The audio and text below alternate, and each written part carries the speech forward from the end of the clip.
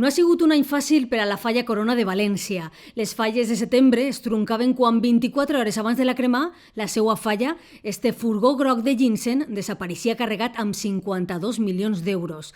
Una angoixa durant mesos per a esta comissió que recobrava esperances la setmana passada. Una parella que passejava pels afores de Bétera trobava el furgó abandonat i buit, ni rastre dels diners. No n'hi ha res. Però la fortuna ha capgirat totalment esta història. La sort ha mirat de cara a esta falla perquè ahir caiga sí l'Euromillor. 52 milions d'euros de premi que ara celebren al Casal. Sara és la fallera major d'enguany i no es lleva el somriure de la cara. Una alegria, després de 2 anys de pandèmia i una desaparició del furgó, estic supercontenta per la comissió. Botelles descorxades a pocs dies de la nova setmana fallera que tornarà a celebrar-se al mes de març, amb furgó i amb diners a la plaça.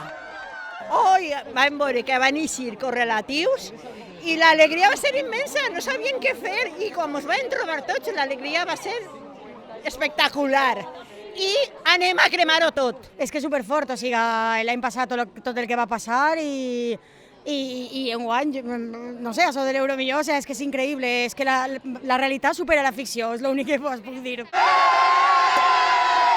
Una pluja de milions inesperada que en compte de repartir-se entre els fallers serà encendre, tal com ho havien imaginat en 2020.